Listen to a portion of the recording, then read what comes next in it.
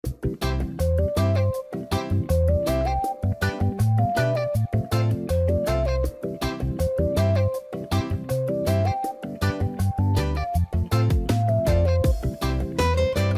buenos días a todos y todas.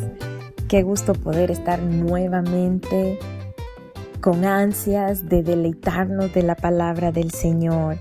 Y es que la palabra del Señor, además de ser un alimento para nuestras vidas, es un arma espiritual que el Señor nos ha dado. El mismo Jesús en Lucas 4, cuando Satanás lo tienta después de que él viene de estar 40 días en el desierto, el enemigo quiso tentarlo. Trajo a él 3 opciones en base a los deseos de la carne, a los deseos de los ojos y a la vanagloria de la vida, que son el mismo tipo de tentaciones que el enemigo va a presentar a cada uno de nosotros. Pero lo interesante es ver cómo el Señor Jesús responde ante cada tentación, y Él lo hace por medio de la palabra, diciendo: escrito está. Eso lo pueden leer ustedes en Lucas 4, ¿verdad? Él venía de estar 40 días en el desierto, tenía mucha hambre, por supuesto, y el diablo le dice, Lucas 4:3, si eres hijo de Dios, di a esta piedra que se convierta en pan. El Señor Jesús le dice, escrito está, no solo de pan vivirá el hombre, sino de toda palabra de Dios. Aquí está. De pan, de esa palabra de Dios es que nosotros vivimos, del pan del cielo, no del pan físico, del pan del cielo. Eso traerá vida eterna, una vida que va a sobrepasar nuestro tiempo en esta tierra. Luego el diablo lo lleva a un monte, le muestra todos los reinos de la tierra, tratando de atraerle a través de los deseos de los ojos, y le dice, te voy a dar toda esta potestad y la gloria de ellos, porque a mí se me ha entregado y a quien quiera le doy. Así que si postrado me adorares, serán todos tuyos. Y el Señor Jesús le dice, escrito está, vete de mí, Satanás, porque escrito está, al Señor tu Dios adorarás y solo a Él servirás. Y luego lo lleva a un pináculo y le dice, si eres hijo de Dios, le trae esa duda. ¿Recuerdan la duda que trajo a Eva? ¿Con qué Dios os ha dicho que no debes comer de este fruto? Aquí le dice, si eres hijo de Dios, échate de aquí a abajo. Y porque escrito está, le dice el enemigo, él mismo, sabiéndose la palabra, dice, a sus ángeles mandará acerca de ti que te guarden, en las manos te sostendrán, para que no tropieces con tu pie en piedra. Si se fijan, el enemigo sabe la palabra y está recitando aquí el Salmo 91. Pero entonces Jesús le dice, dicho está, no tentarás al Señor tu Dios. Aquí esa vanagloria de la vida fue refutada, esa tentación de la vanagloria de la vida fue refutada por lo que la palabra dice. Y dice, cuando el diablo hubo acabado toda tentación, se apartó de él por un tiempo. Es necesario que nosotros nos sometamos a Dios. Su misma palabra nos dice, someteos a Dios, resistid al diablo y él huirá de vosotros. Esto es lo que pasó aquí en Santiago 4:7. El Señor nos da esa palabra. Someteos a Dios, resistid al diablo y éste huirá de vosotros. En ese sometimiento a Dios es que nosotros debemos de llenarnos de esta palabra para que se convierta en un arma espiritual que nos sirva en el momento de la tentación. Así que vamos a ver Génesis 20 relacionado con eso, relacionado con saber resistir la tentación. Ese debe de ser nuestro enfoque también diario. Aquí en Génesis 20, recuerdan, Génesis 19 terminó en esa destrucción de la familia de Lot. el hecho de haberse él mezclado con una ciudad llena de pecado, con un lugar en el que él se volvió parte de ese lugar, terminó por destruir su familia. Su esposa quedó hecha una estatua de sal, sus hijas permeadas por esa cultura de degeneración y de incesto, pues tuvieron hijos con su padre, con Lot, y estos hijos vinieron a ser enemigos del pueblo escogido por Dios. Así que tenemos aquí a Abraham, pasamos de Lot a Abraham, el tío de Lot. Abraham está recorriendo pues la parte que Dios le ha dicho por heredad, le ha dado por heredad, y él se va hacia la tierra del Negev. Y allí dice que acampó entre Cades y Shur y habitó en un lugar llamado Gerar. Y estaba allí con Sara, su mujer, pero este era un lugar que estaba habitado por filisteos.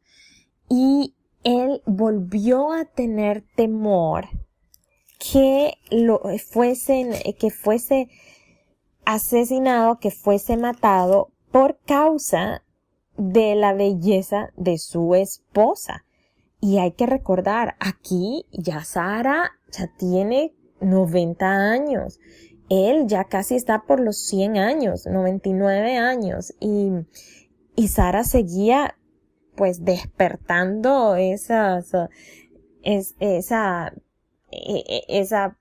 pasión por ella. Me imagino cuán hermosa debía ser, porque él tuvo temor, lo mismo que sucedió cuando habíamos visto que Abraham se va para Egipto y que él la misma estrategia utiliza, diciendo de que Sara era su hermana. Eso lo habíamos visto en Génesis 12.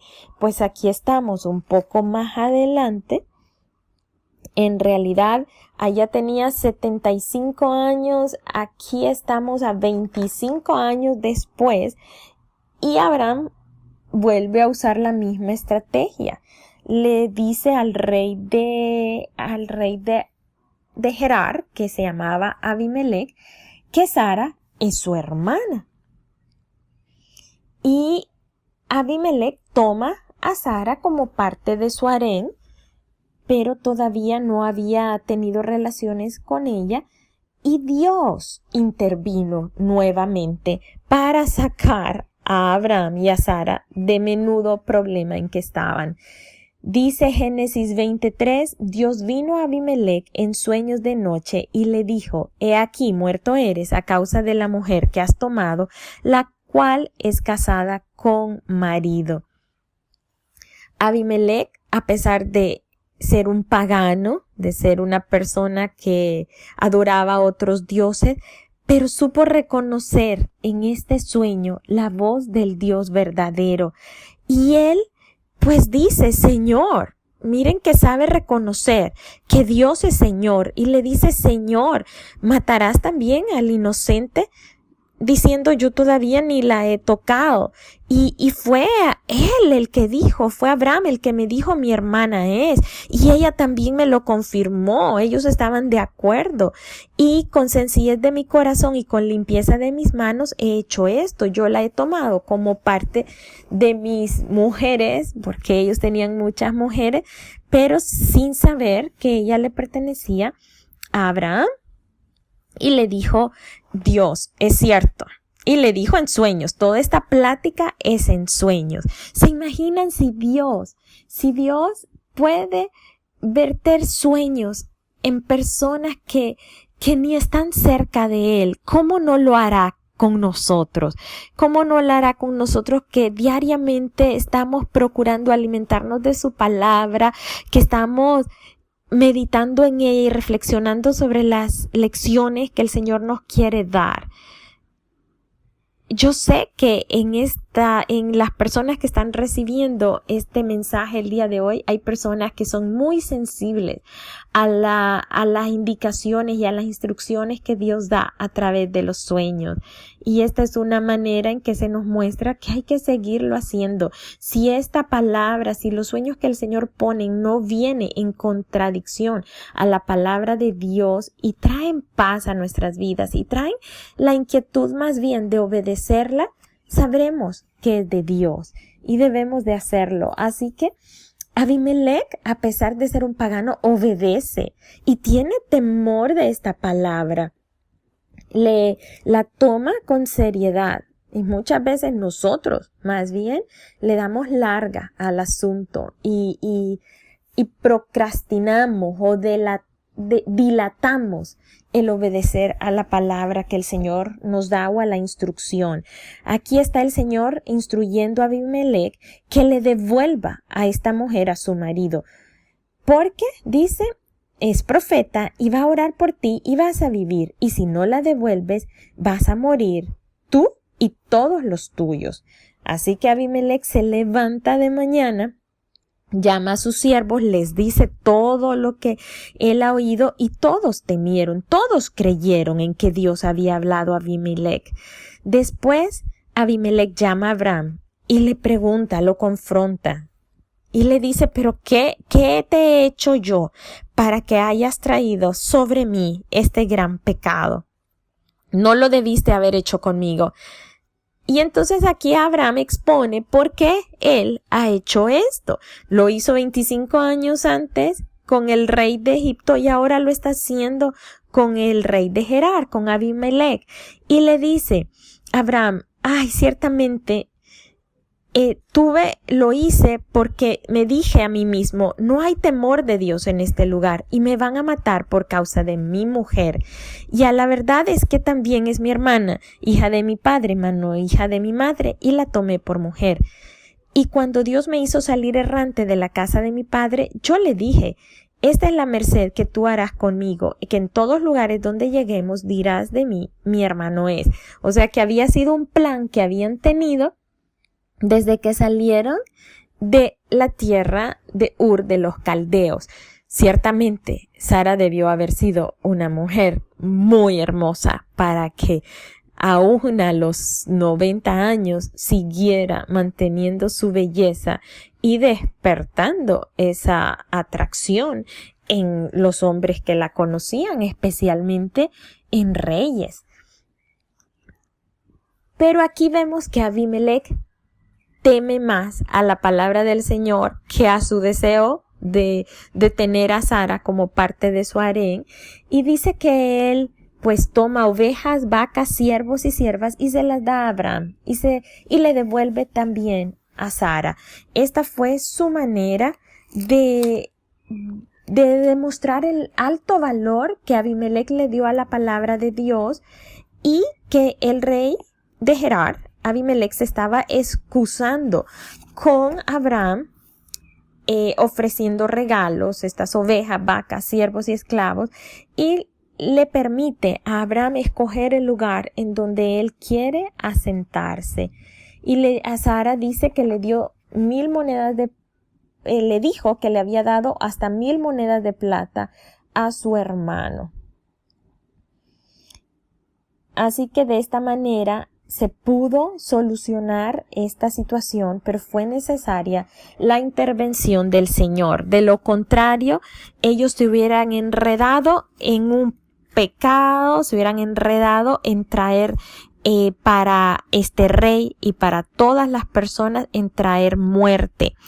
Y una muestra del castigo que se había ya dado sobre Abimelech por haber tomado a Sara como parte de sus mujeres, era que había cerrado completamente toda la matriz de su casa a causa de Sara, mujer de Abraham.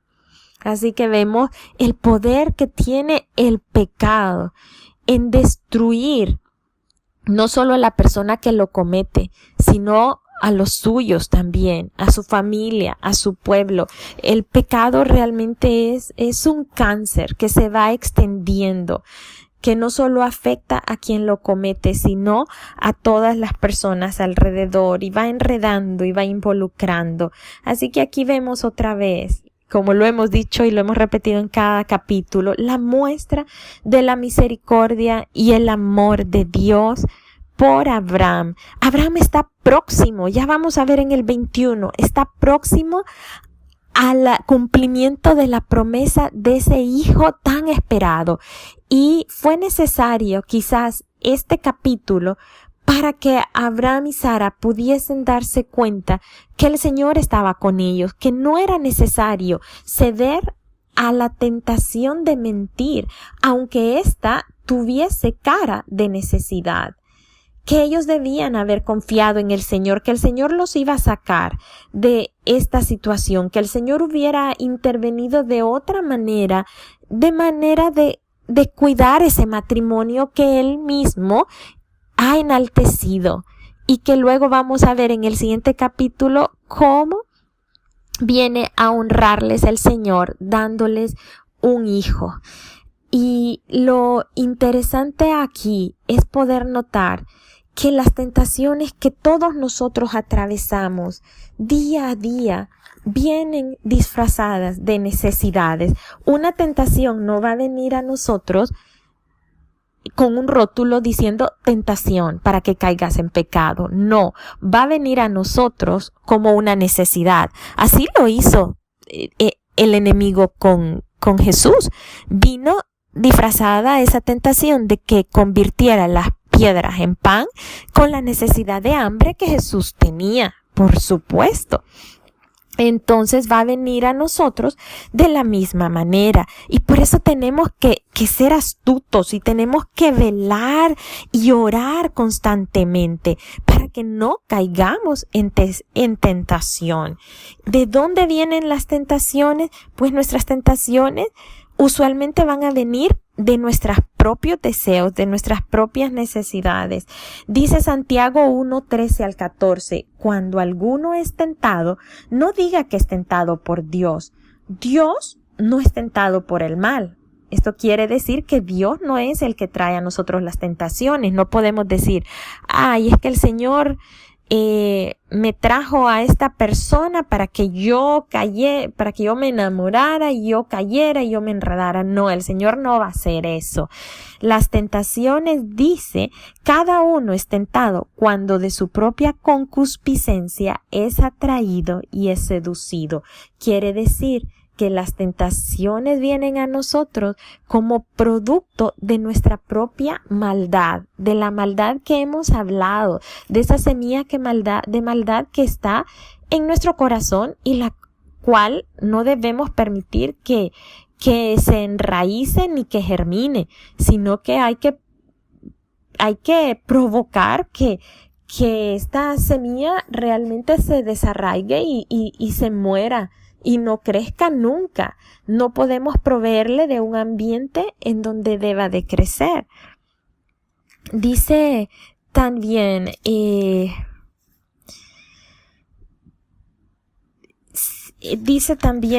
Primera de Corintios 10:12 al 13.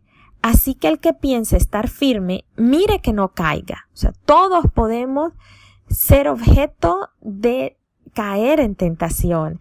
Pero oigan lo que dice esta palabra: no os ha venido tentación que no sea humana.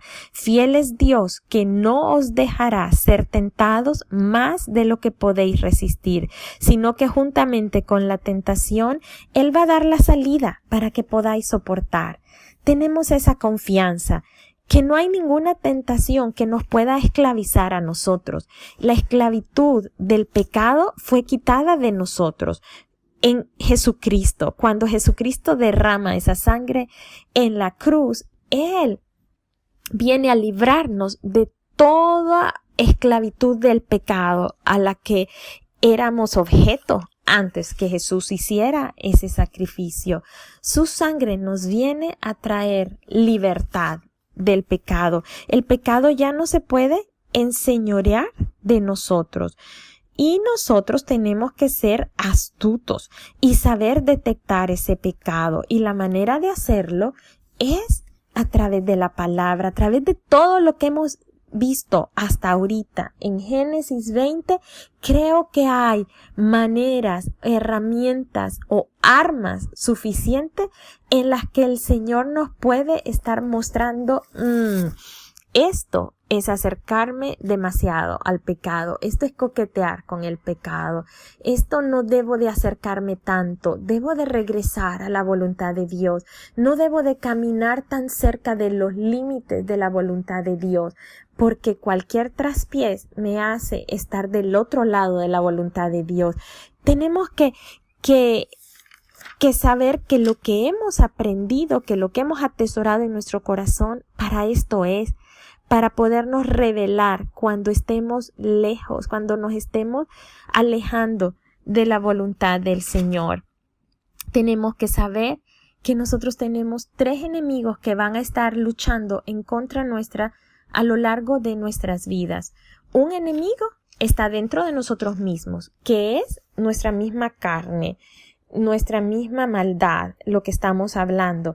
Pero hay otro enemigo que es el mundo, que es el mundo, este ambiente que conocemos, esta atmósfera en la que todos hemos nacido, la cultura, la sociedad en la que vivimos, es un sistema de valores que es contrario a Dios y a las enseñanzas de Jesús. El mundo es esto, ¿dónde estamos? Todo lo que aquí es atractivo, pero que no es agradable a los ojos de Dios. Tenemos que saber detectar ese enemigo también, el mundo. Y por supuesto, tenemos a el enemigo, a Satanás.